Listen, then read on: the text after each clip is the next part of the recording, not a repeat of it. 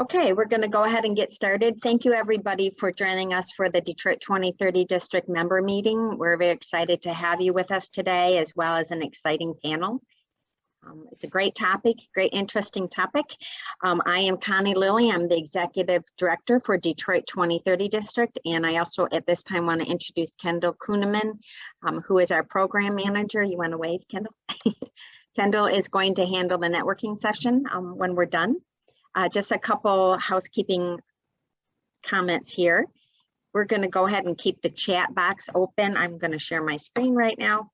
We're going to keep the chat box open while we are going through a little bit of an introduction here to 2030. We have like a 3-minute update on our district. We're also going to hear Jim Saber, our President and CEO of NextEnergy, give an overview of what's happening with infrastructure in Detroit right now.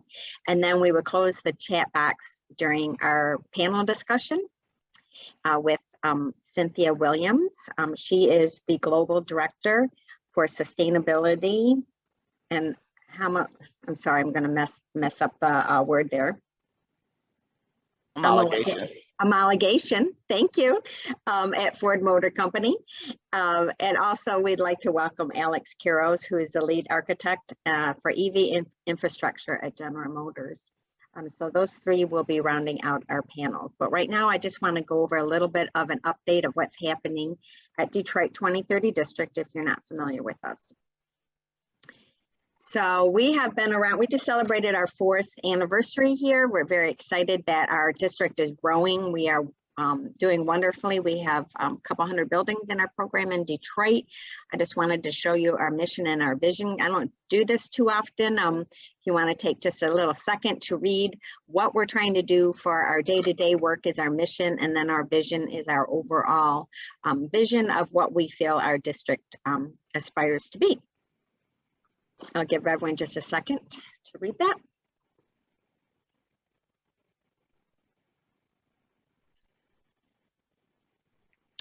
Okay. In case you didn't know, there's 23 2030 networks across the country, districts, I should say, a part of our network. We have over 520 million square feet in our program across North America. And working together. If everyone could please mute their mic, that would be appreciated. Thank you. At the districts, we're all aiming for the same goal. 2030 comes from the 2030 Architecture Challenge that an architect challenged all architects. His name is Ed Mazria, and he was hoping that architects could do a good job of trying to reduce energy and water consumption in buildings when they design the buildings or build them from scratch. And our goal is obviously 2030. That's where the year comes from. However, you know, we're not stopping there. We have a lot of work to do, but that's where 2030 District's name comes from. We also work to reduce greenhouse gas emissions from transportation, which is what this meeting is about today. Our goal is to take all of our building members and aggregate their data and reduce our metrics by 50% by 2030. So we're not looking at every building individually. We do, obviously, if they all met the metric, then we'd reach our goal. But our real district-wide goal is to have all of our buildings aggregated data to show these reductions. And if you're building a new building in Detroit, we'd really like you to have a carbon neutral building by 2030. We have 3 member types. We have property owners and managers. That's who this program is for. It is free for them to belong. And we have professional stakeholders, which are businesses that support us. And I'm proud to say we have about 40 businesses, including GM and NextEnergy and Ford on this panel that support our program. And then we have community stakeholders, which are nonprofits. And we also have about 40 of those that we team up with. These are our district priorities. I won't go into too much detail because you can see the chart here, but we try to educate, connect, and create change. And currently we have 34 million square feet in our, actually we're 34 million, about 500,000 square feet in Detroit. We have 3 best practice groups: houses of worship, multifamily, and venue museums. So if you manage one of those building types, please let us know if you want to join that group. And If you haven't already, we would like you to start tracking your energy and join our Detroit Energy Challenge. We're also going to have an internal water reduction challenge next year. We launched this just before COVID. Our first awards are going out April of 2022. I also want to invite you to come to our next meeting at the end of the month in person. If you are a contractor, an architect, a lead AP, or somebody that would really like to understand the DTE incentives, we hope you'll join us. And we have 3 districts in Michigan. We are the only state with 3 districts. We're very proud of that. So we collaborate quite a bit with Ann Arbor and Grand Rapids. And lastly, this is how you follow us. So we hope that you will follow us on LinkedIn or Facebook. What's the last one? Twitter. Yeah. Okay, so that's the update for 2030 district. At this time, I'd like to introduce Jim Saber again. He is the CEO and president of NextEnergy. Jim's going to give us a little overview of what's going on in Detroit before we start the panel questions. Jim? Thanks, Connie. What I'd like to do for the next couple minutes is kind of provide a little bit of like EV 101 and what are some of the levels of charging, what are some of the, the value props of EVs, and then I want to show a map of the number of charging stations and the types of charging stations that are located in downtown Detroit. So in charging an electric vehicle, there's really 3 levels of charging. There's what would be referred to as level 1, which is simply plugging the vehicle into like a standard 110 volt outlet through an adapter, and that would allow you to receive about 4 to 5 miles of driving range per hour of charge. And so it's very much an appropriate level of charging for a plug-in hybrid or a vehicle that has both can drive off the battery pack or also an internal combustion engine. And you can pretty much charge one of those vehicles overnight from a 110 volt outlet. The next level of charging was referred to as level 2, and that's typically a 220 or 240 volt circuit with anywhere from like a 30 to 100 amp outlet or 100 amp service. And those chargers would basically provide 20 to 40 miles or maybe 50 miles of driving range per hour. And that's typically what you see in parking garages and other sites that offer charging to the public. And so something like that, you could, fully charge an electric vehicle in, 4 to 5 hours. And it's a great application or great technology for, workplace, for charging, for offering charging and, public garages and public parking lots. The third type of charging is what people look at as like level 3 or DC fast charging. And that's charging stations that can fully or go to 80% full charge in 30 to 60 minutes. And depending upon the range, you'll see charging stations that are set out in the market that will get your 80% charge in a little under an hour. And some of the newer charging stations will charge the vehicle in a little less than a half an hour. One of the charging stations that we're working on at NextEnergy with General Motors and Delta Products and DTE is a charging station that will get you to 80% in 10 minutes. So what the federal government calls an extreme fast charger, and that would start to replace the gas station experience. But all these charging stations or methods really require a different level of engineering, a different level of infrastructure, and different level of investment. And it's really important as you think about this moving forward as to what's most appropriate for your business. In Michigan, we have approximately 24,000 electric vehicles in service today. And so that's growing every single day. And, a good thing about what's happening here in Michigan is we're one of the leaders as far as number of people driving electric vehicles or plug-in vehicles in the United States. So we're definitely in the top third of the market. So when you think about EVs, what are some of the value props for an electric vehicle? One of the first things is kind of lower cost of operation or ownership, once the EV is purchased.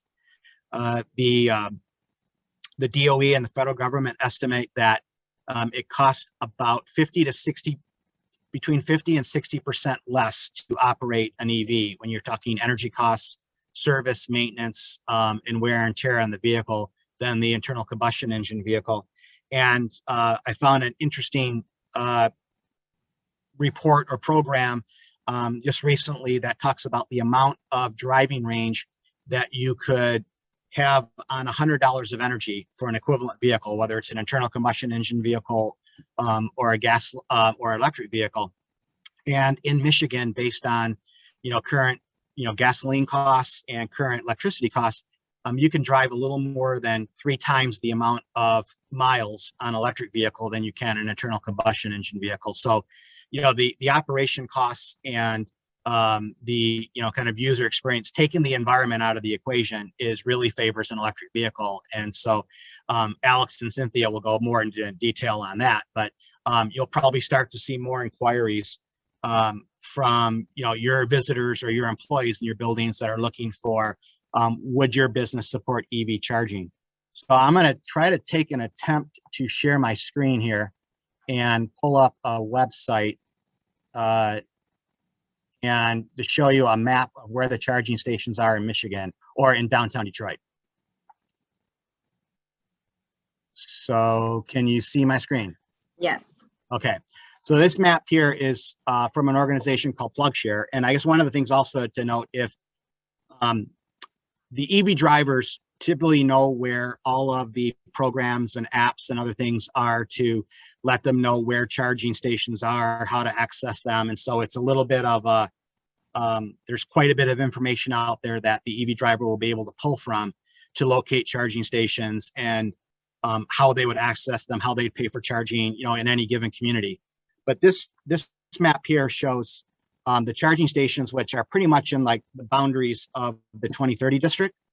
And I'd say that please don't count, because there's a lot of numbers here or a lot of icons, but there's a little over 20 sites that offer EV charging in downtown Detroit.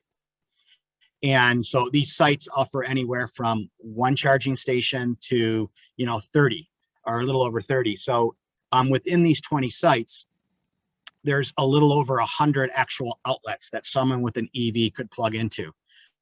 The vast majority of these are in parking garages.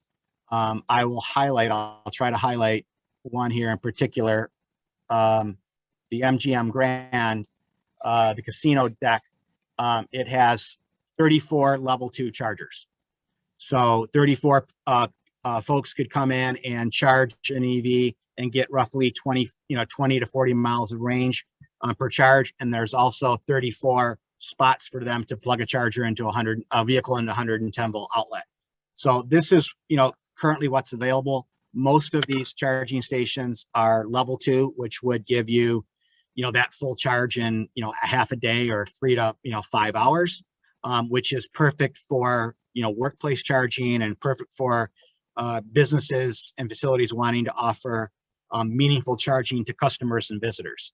The one thing that you see here is only one of these charging stations is a brown color, and that's the charging station at Beacon Park, or charging stations at Beacon Park. And these offer DC fast chargers. And so there's, 8 different plugs here where you could charge a vehicle depending on the connection. And these are the charging stations that would charge a car in a little under an hour, roughly about 45 minutes.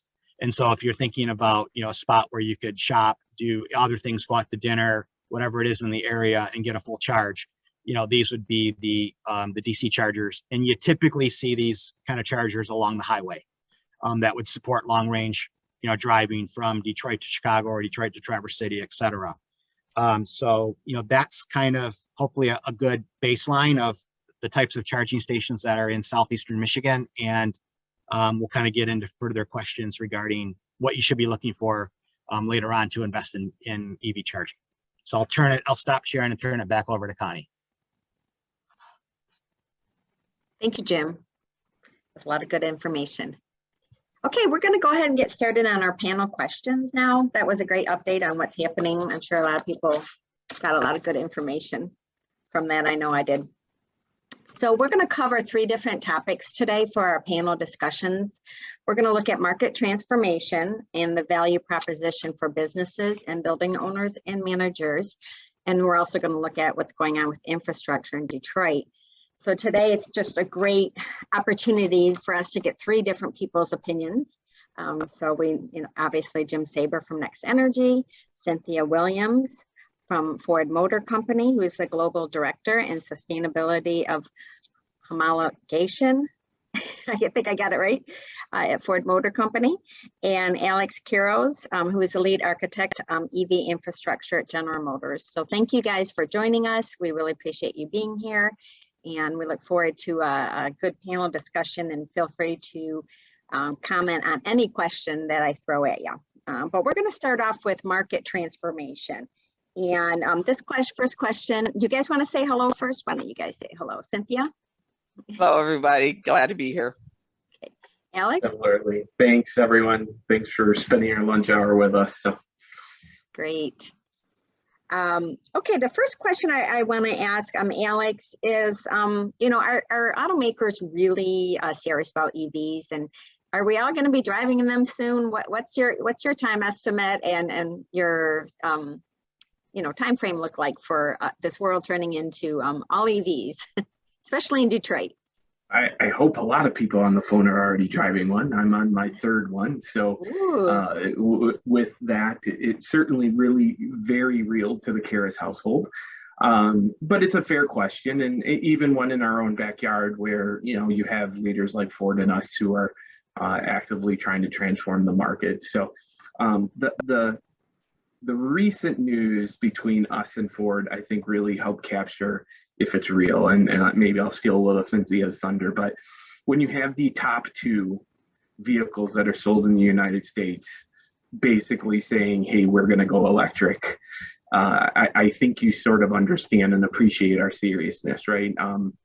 I imagine, like Ford, we're very protective, for example, of the Silverado brand and what that brings to customers on a national basis, and to really say, hey, we're going to go electrify a product like that, we have to be 110% confident in the technology and our ability to deliver that overall. So I think the short answer is there's a plant being built in your backyard with Factory Zero.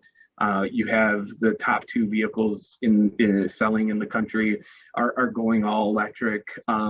We've made no shy statements around our commitment to investing in the technology. We're right now investing more in electrification than we are on internal combustion engine across the board. You have brands like Cadillac now that are going to be fully electric, around the corner. So I think the short answer is yes, we're all committed, and it's beyond us just 2 automakers.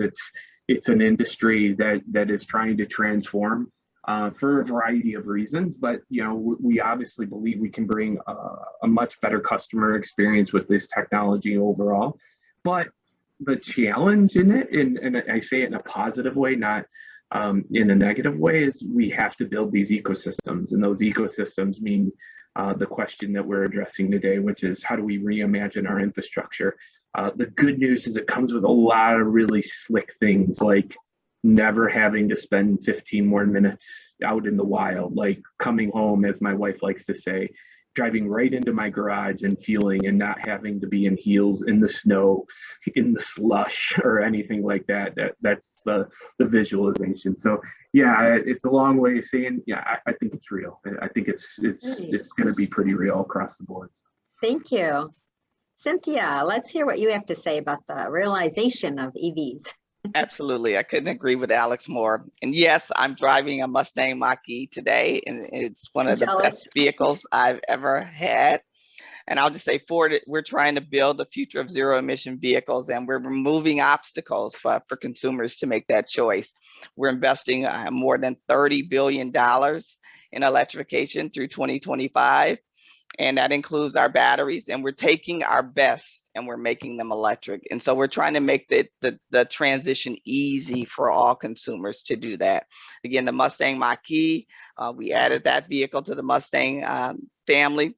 As Alex mentioned, we're taking the world's most popular vehicle for nearly 40 years, and we're making that electric. And as he said, we're putting our money where our mouths are. These vehicles are capable. They have towing. They have all the characteristics that you need in a vehicle. And again, we wouldn't be doing this if we didn't believe in the future of EVs. And so you got the F-150 Lightning coming. You have an E-Transit for commercial vehicle applications. And I'll tell you, the consumers, they actually will determine whether this will be successful or not. And I'll tell you, all the projections are exceeding our immediate numbers that we had put down in the beginning. So we're well positioned, I'd say, to be 40 to 50% of our vehicle fleet will be fully electric by 2030. And so again, like Alex said, what we need to do is work together and make sure the ecosystems are in place so the consumers have no anxiety whatsoever when they make that switch. Thank you. Cynthia, do you have anything particular that we could do or the public could do to accelerate the adoption of EVs? Absolutely, absolutely. Continue to work with the automakers. Let us know what vehicles you like to see, and so we're bringing those EV offerings. At the Ford plan is again to electrify our most iconic products and do it in volume and scale. The government support is definitely needed. So state, federal government support is needed. That will help with the labor, transitioning our plants. Also, battery R&D is needed. Monetary, non-monetary incentives are needed. And so when we think about parking spaces in the Detroit area, offer an incentive for free parking or discount parking for a resident to come to your facility to also just increase awareness, increase opportunities, and give folks incentives to get into these vehicles. I think increasing charging infrastructure throughout Detroit. Jim gave a great presentation and showed where the stations are. But again, we need more. We need them to be visible for consumers to see as they drive by. And so it's no more excuses. We're eliminating them all. We want to make sure that folks can, ease into these vehicles with no compromises. Thank you. Mm-hmm. Sounds great. Eases some fears, I think, for the being able to charge your vehicle. So Alex, there are some cool things happening in the market, like the vehicle grid integration. Would you tell us a little bit about that, and how does that affect on consumers? Yeah, so one of the really neat things about EVs is a lot of times people who are just learning about the technology and the question that Cynthia and I get often in utilities as well is like, oh, isn't this going to impact the grid, right? Do we have enough capacity to charge these vehicles and those sorts of things? And the reality is it's quite the opposite. EVs can be a really thoughtfully integrated into the grid and done in a way where you create economic benefits for ratepayers, so the utilities and those of us who pay every day for our kilowatt hours. Those who drive EVs, there's economic benefits associated with it as well. So when you start to put those puzzle pieces together, and it takes Cynthia's teams and my teams to work with groups like DTE, it becomes a really neat opportunity, and it's actually quite applicable to a lot of the practitioners on the phone today. So I'll give you an example, real world example. Ford and GM actually are working with DTE right now, where we're doing a demand response project. So much like we let DTE control our air conditioner on a very hot day, we work with actually using our telematics and our connectivity of our vehicles. We work with DTE. They send a signal and they say, hey, can you just stop charging right now? Similarly, they could tell us to start charging. And so we're in the background working with our customers to be able to optimize charging when it's best for the grid. And so right now, it's easy to sort of envision that when it's off peak, it gets even more slick when we start to put more renewables online, sun in the afternoon, wind in the evening, and turning it on like that. So one of the really neat opportunities with EVs, whether it's at workplace, whether it's at your home, is we can start to integrate it into the grid in a much more dynamic way than we ever have. Right? We can charge when it's, again, the greenest, if you will. We can charge when it's the lowest cost, and we can optimize around both formulas, one of those formulas. And so the work that, for example, Ford and GM are doing with DTE in your backyard, and this is actually one of only a handful of programs across the nation. We're really learning on how do we interact with customers. So amongst other things, we just want to share a little bit of the flavor of that. Your automakers in your backyard, DT, your utility in your backyard are really thinking novel on how do we approach bringing EVs into this market in a much different way than we've ever thought of putting, our transportation system and our energy system together and weaving it together in a really nice way. Thank you. There's so much more to think about than just building the vehicle, isn't there? Well, I am building the infrastructure. The infrastructure is a lot, yeah. Big part of it, and all of us consumers too, and how we want to use our vehicles. So it sounds like feedback is important to you guys and what we. Yeah, I mean, even to add to what Cynthia said, just one more tool, because we often think on our feet is really education and outreach. So one of the things that we need to do to help accelerate this market is teach and teach faster. Right. And as Cynthia brings her EV home and her neighbor asks her questions, when I bring my Bolt EV home and my neighbor asks his questions, when you start to build those networks, it's a really important tool. There's a lot of myths sometimes around EVs. All of them are practically untrue, right? I mean, and we can get over that. And so when you think about things like a myth, like, hey, EVs are going to bring down the grid, not true, quite the opposite. Okay. Oh, by the way, all of those power outages you dealt with, we probably can use our EVs to power your house when you're down, right? When you think about higher costs, Jim talked about it. No, not true. Actually, it's a lower cost of ownership. So we have to really spend a lot of time helping to educate across a broad spectrum in this space. It sounds a lot like the renewable energy industry. We need a lot of education, and there's a lot of myths out there. So good to know. Okay, at this time, I want to move on to our second topic, which is the proposition of value to our building members. There's a lot of them on this call today, and for businesses. So Jim, what could you summarize as the value proposition for businesses and building owners to put some charging stations at their place of business? Well, I think there's quite a few value propositions for a building owner or a business to install charging. If you're the employer, it's a benefit to your employees, and employee retention is, we're finding it to be more and more difficult in today's market. And so opportunities to engage further, with your employees, to offer different benefits to them is really important.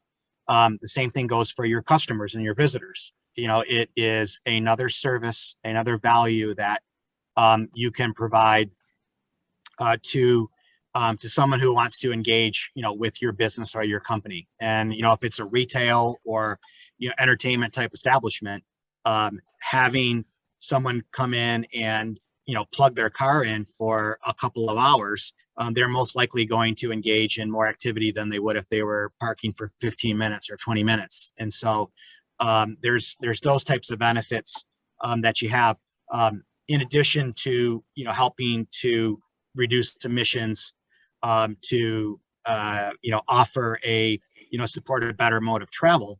But I'd go into a lot of the things that Alex talked about. I mean, EVs with grid integration is kind of a great lead for businesses and buildings that want to start to get into and leverage more of what the smart grid can offer, and have a more reliable service, and engage with utilities and different products and services that can lower their cost of operation, strengthen the grid, and still offer those services, to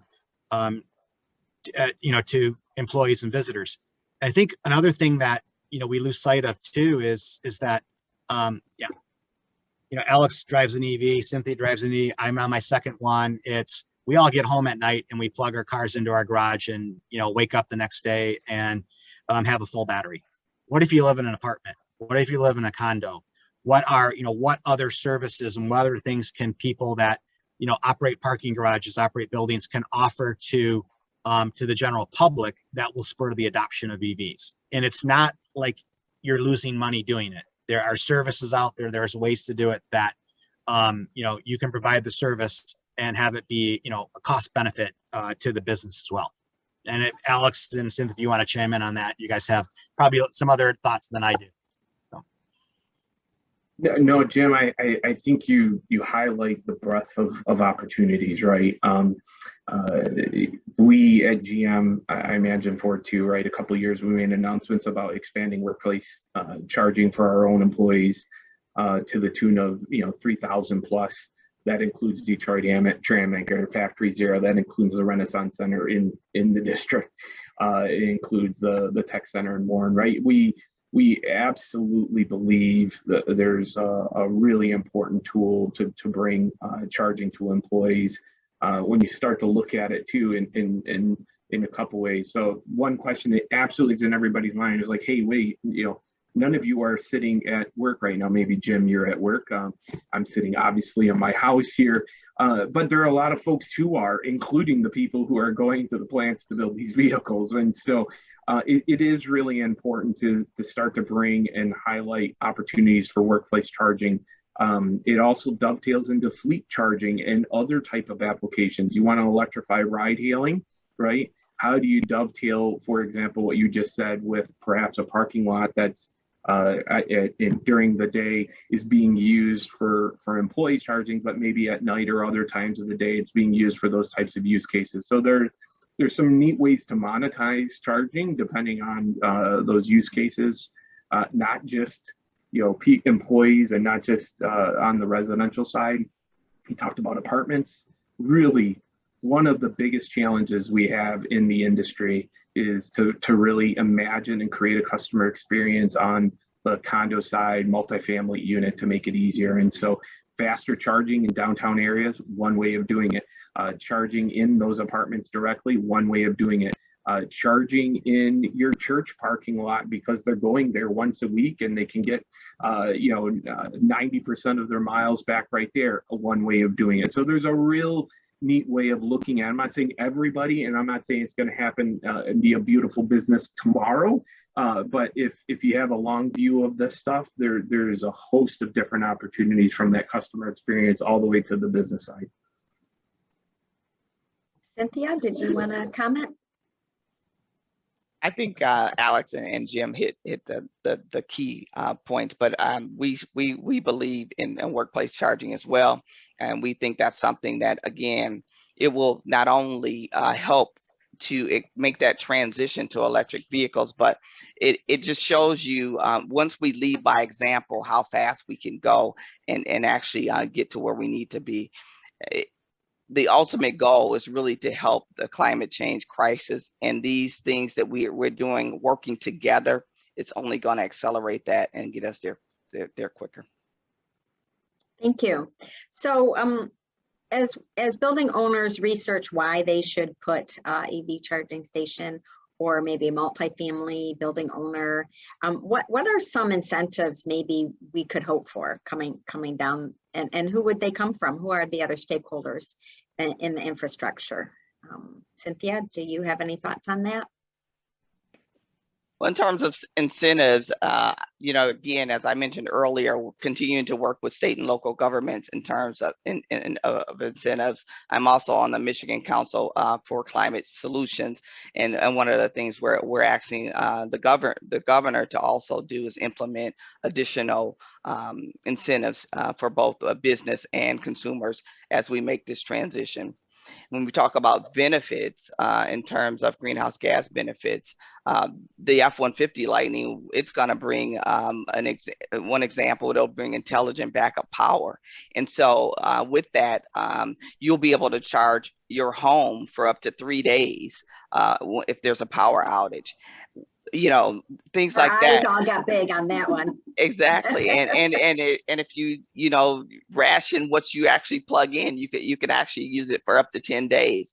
And so those are some of the game-changing technologies we're bringing with these vehicles to help consumers, you know, make that choice. We're piling on that technology. We're piling on different things that you can do. We're also partnering with folks like Sunrun, which is the largest rooftop solar provider, and that's going to bring that renewable energy into the loop as well. And so not only are you charging your F-150, you're charging it with 100% clean energy. So those are just some examples of what we're looking to do in terms of bringing technology to the forefront and showing consumers what additional benefits these vehicles bring. Wow, it sounds very creative, and thank you both for you know, working on that creativity to be able to use renewable resources. That's great. Jim, do you have any other comments about what building owners should look for, or businesses and in their research, or just move straight ahead, or any other suggestions? Well, yeah, a few suggestions. You know, right now, I mean, the time to act is like a couple of months ago.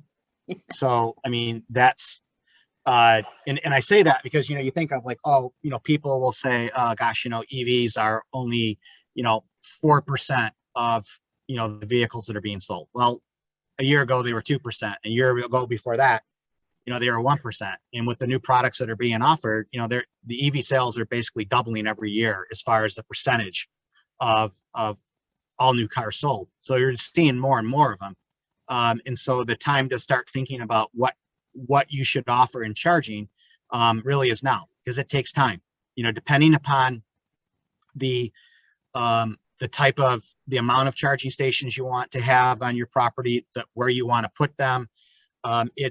It can be anything from a small scale construction to a large scale construction project, which requires permits, which requires, you know, maybe upgrading of electrical service, you know, from the utility. So there's a lot of things that you need to start thinking about now. And if you're thinking about level 2 charging, you know, the 240 volt charging, the most expensive portion of the whole entire installation and development of the charging stations are what we would kind of think about as soft cost. You know, the engineering time, the siting, you know, where do I put these things? Running the conduits to the charging stations from your electrical service. And those all required skilled trades. You know, our skilled trades are overwhelmed right now. We need more of them out there. So not trying to scare anybody, but really the time to start thinking about this is months ago.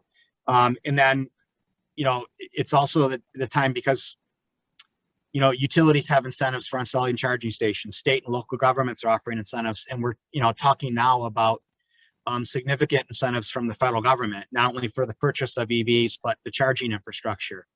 And so, you know, you don't want to be last in line to get in and start to think about, how do I do this? And, you know, in some cases, because maybe the incentives might be limited as well to a certain number. So, but I would suggest for the property owners to, you know, engage with the utility, engage with DTE, engage with whoever it is that you rely on for engineering support for your properties, whether it's an AE firm or your trusted electrical contractor, to get started, to start thinking about how you would want to invest in EV charging.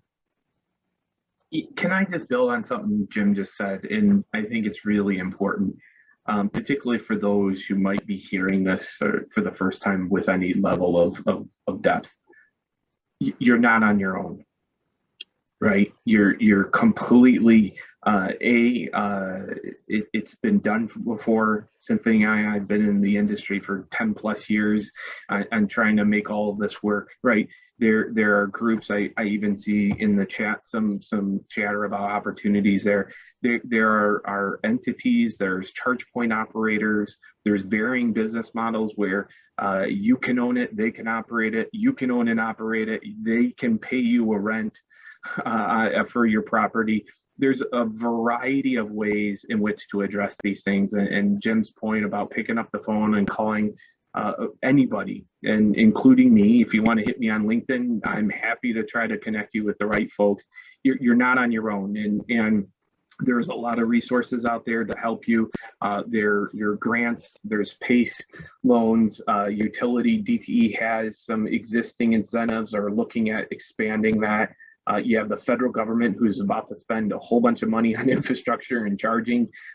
Absolutely, we as the industry support getting into workplaces, getting into multifamily and attacking those things. So I just hammer home Jim's point on this one is don't walk away from here and go, what do I do next?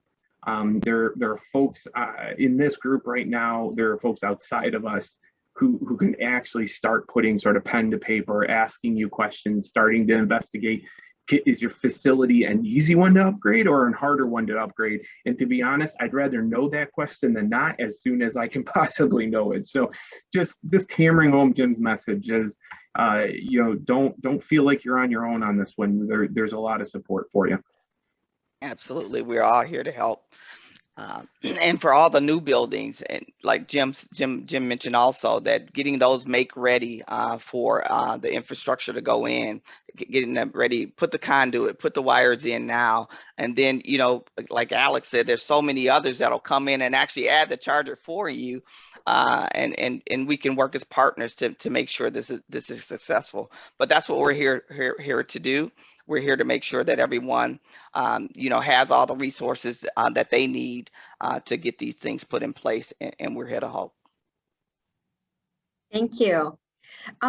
So this kind of goes out to all three of you. Are there any tools that you want to talk about that would help drivers or building owners? Any specific applications or apps or anything you can recommend to help make driving an electric vehicle a little less scary for all of us or for some of us? Yeah, certainly happy to start on this one too. We as automakers are abundantly aware of being able to really help consumers make this easy, right? That our job is, we know, for example, if I buy an EV, I might have some concerns. So our job is, how do we start to address those concerns? And so notwithstanding a variety of approaches, and Cynthia can sort of share her details, but we are integrating finding charging, planning, routing, navigation. We are integrating paying for said charging all through both our mobile applications as well as our vehicles, right? That we know it's sometimes something that's not top of mind. I know I drive out to 6 Mile and there's the gas station, right? It's a really easy solution set for me. But for EV charging, and Jim's point of showing that's, I think, a good one, no matter where you live, if you actually probably don't know there's charging around you. And so, Cynthia's team's job, my team's job is, how do we find it and make it easy to get there, make it easy to use? And so, again, as I was talking about before, we have challenges, but we have a lot of really neat opportunities, right? Imagine just showing up and plugging in. And that's how you initiate the charge. That's how you pay for the charge. You unplug and you drive away. I mean, I know a lot of us, you take 32 steps, right, to do it. And then even now, sometimes there's RFID cards and apps and those sorts of things for charging. So what we're trying to do is really make it super seamless, that customers don't even have to think about it. They can navigate directly to this charging station. The vehicle can be prepared as it needs to be to get the fastest possible charge it can in, and then you just charge. You plug in and charge. So just keep in mind that the industry is making this really, really easy as much as we can. There's some growth period, don't get me wrong, but there's trying to make it as easy as we can for customers. Absolutely. We have, as part of our Force Pass app, it'll connect you to over 63,000 charge points. And so we're trying to make it seamless for you. Also, we have the technologies like Alex just mentioned. It's called plug and charge. So it allows you to seamlessly just give the customer that seamless experience. You plug in once you're connected, now it took me a while to, get that all set up, but I did it. And so, but once I plug in now, it's plug and charge. I have my credit card stored in my wallet. And so you plug, you charge, you charge, you go about your business, you go pick up your groceries, you come back, unplug, you're ready to go. And so again, it's all about what we're doing. We're implementing technologies in the vehicle to make it seamless for you to make that choice to choose to go electric. And that's what we're doing on a lot of fronts. And then even on the commercial side, we have total cost of ownership tools that will help you select what vehicle's right for you. We'll have teams come in, sit down with you, map out what you need, what vehicle, routes you normally take. So what vehicles is right for you. We're there to help. So that's like Alex mentioned earlier. So whatever we can do to, ease the transition, we're implementing all types of technologies that will help. I would only add to that, as far as tools go, that, Cynthia, the plug and charge, app or experience that you talked about, that was something that it was, I think 3 years ago that we did an interoperability event downtown Detroit, with all the OEMs and charging station manufacturers to test out what that plug and charge would look like. And so you plug in and you walk away, and whether it's your utility bill or your credit card, it's seamless.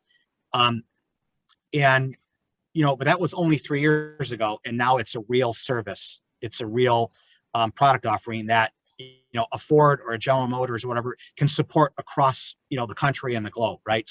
So the technology and the features and benefits, I mean, it's moving so fast that things that we were thinking about experiments, last year are going to be real in just a real short period of time. And then with EVs and the way that you're able to do over-the-air updates and all that, the car that you're buying today is not going to be obsolete in 2 years or 3 years because of the way that what's being built and the way that the OEMs can upgrade it and keep it current. So all these tools are kind of seamless to the people who are adopting the vehicles, and the apps and the software and other things that make that user experience really, I mean, from my opinion, far superior than going to a gas station once a week and filling up my car with gas.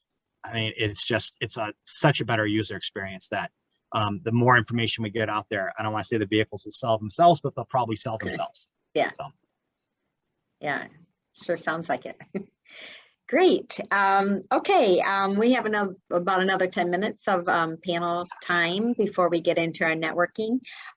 So I just want to ask a couple questions that some of our attendees have sent in. One is about how to incentivize building owners that own low-income multifamily buildings. Does anybody want to comment on ways to incentivize multifamily for the lower income community? Well, I'll start. I mean, just like I said earlier, incentivizing free parking, incentivizing different things that the community want, and don't just take it from us. Ask the community what they would like to see, right? Because that's what a lot of places where we get it wrong. We want to go in and we have the solution, but it's all about working with the community to understand what they need, what they want in terms of incentives. And so again, use those churches, use the community leaders to provide incentives or provide the examples of incentives that consumers want. Because in order for us to get it right, we need to understand what the consumer wants and not what we want to provide them. And so that's what I'll add to that question. Is there a place where people can go to submit questions or concerns at either of your organizations? Absolutely. We have, and I can send the information to you, but you can go to sustainability.ford.com. There's different places where you could actually submit ideas. You can always reach out to me or Alex or Jim. We're open to taking your input and helping in any way that we can to get you what you need. Yeah, just reinforcing, a couple things. One, obviously from an electrification point of view in programs, Michigan is not like a California that has a fair amount of funding to be able to tackle these things. And I know we're working on different programs, and I think it's important that we do equitably and universally help people come along for this electrification ride. This has to be a technology that is in just about everybody's backyard. I totally agree with Cynthia on the sense of particularly people know my previous world. I was the smart cities chief at Maven.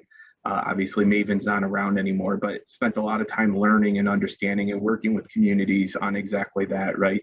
Defining programs that they need and bringing those resources to bear to be able to execute that. So things like car sharing that was applicable for every neighborhood, not just ones where it made sense for us. We spent a lot of time on. So we do, I think it's one of those areas, Connie, that we do need to spend time on as a community, making sure that we're coming up with programs to be successful. I think there's a lot of opportunities. Again, you use places of worship. I think those are really great locations across the board, whether you're an Uber or Lyft driver that needs access to charging or whatnot. So there's probably a lot of ripe opportunity to go explore that in a little bit more earnest across the board and bring some programs to bear that are helpful for those types of communities. Great, thank you. So I just have one more question and kind of round out the panel discussion today.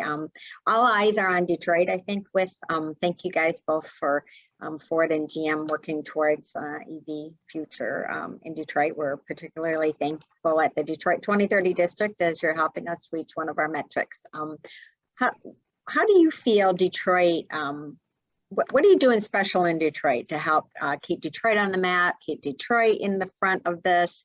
And how do you feel that's going to roll out to the rest of the country or the world? Anything special you can think of that you're working on? For Ford, I'll say we're continuing to invest at home. We're always going to invest here. This is where our roots are, right? And so whether it's investing in growth in EVs, autonomous vehicles, one of the things we're doing, we're working in the Corktown area. We're building walkable communities. We have the manufacturing plants that are coming. The F-150 Lightning will be built in Dearborn, and so we're investing heavily there. There's $700 million of investment going there. There's jobs coming along with that, and just bringing those opportunities to the community, having the hubs that, like I mentioned, Corktown, we have just innovation hubs that we're developing to bring talent into the city and keeping it there. And so we want to make sure that we can work with the community, continue to work through our philanthropic arm, which is Ford Fund, to donate money and resources to the communities to make sure that we will strive together for a future in electrification. Thank you. Alex, any? Yeah, I mean, so I think there's been some really great opportunities that we participate in, me personally too, including Project Kinetic. Actually, some of those charging stations that you're looking at, I think sort of stemmed on a really collaborative effort between several folks that are even participating today. I think you're going to continue to see those sorts of things, certainly workplace charging and those types of things that help in downtown areas move it forward. We announced a partnership with EVgo to go expand DC fast charging across the nation. One of those cities is Detroit, so stay tuned as we get into making more announcements and ribbon cuttings and those sorts of things. We have some other things, can't quite talk about it, but I think, back to this notion of helping people get the word out and understanding the puzzle pieces and starting to put some commitment. So again, a really good, fair question. One I'm sure Ford and GM are spending a lot of time thinking about to make sure that we prepare our own backyard and use it as a test bed, use it as a learning lab to be able to explore those things, right? That's, Jim, your life on a daily basis. Right. So yeah, go ahead. Oh, that's all right. Go ahead, finish up. No, you're good. So Okay, I was just going to see, what Jim's final thoughts were on how we're moving development through the Detroit area with education. Yeah. Thanks, Connie. I think Alex talked about using the community as a test bed. We're working, NextEnergy as a nonprofit are working with a number of folks on this call right now on developing new use cases, developing new solutions, whether it's for shuttle buses, freight delivery. How do we bring new products and services into the community? And it really becomes very visual.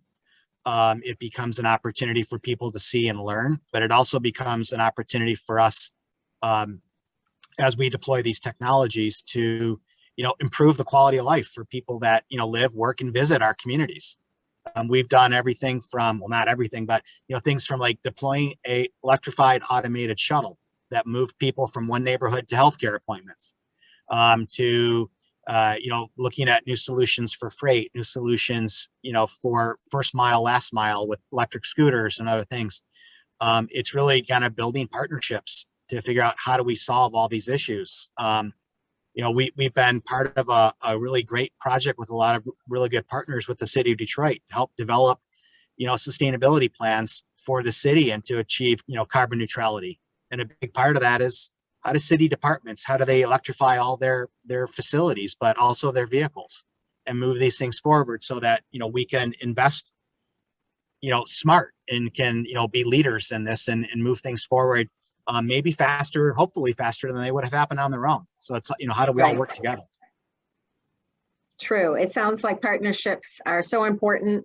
There's a lot of opportunity for skilled trades and education and training. We need all of that here, but working together is sounds like the best idea for all of this to get things moving in Detroit. Yeah, I would just keep us leaders. Yeah, I would just add to that point you made on skilled trades. I mean, that's one of the things we don't talk enough about in our communities in our region. All these solutions, installing all the charging stations, installing all the transformers for the fast charging networks, all things require skilled trades.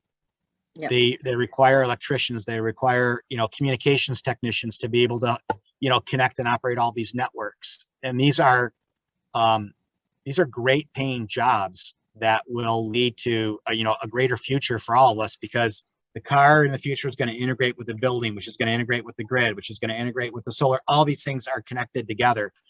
And it's a huge opportunity that we have to really invest in a greater skilled workforce that's going to, really help us get to achieve all our goals. And that's something that we don't talk enough about and what the role of that is moving forward. Cool tech is cool tech. If we can't plug it in, it does no value for us. I mean, we talk about the older skilled trades, but the nice thing about this industry that we're talking about here is, for the youth coming up or anybody else who wants to learn a new trade, this is kind of an exciting new skilled trade that we're looking for, and we desperately need to continue with that in the Detroit area. Well, it is time to wrap up our panel discussion. Is there any last comments, Alex or Cynthia? Do you guys want to say anything else before we move on?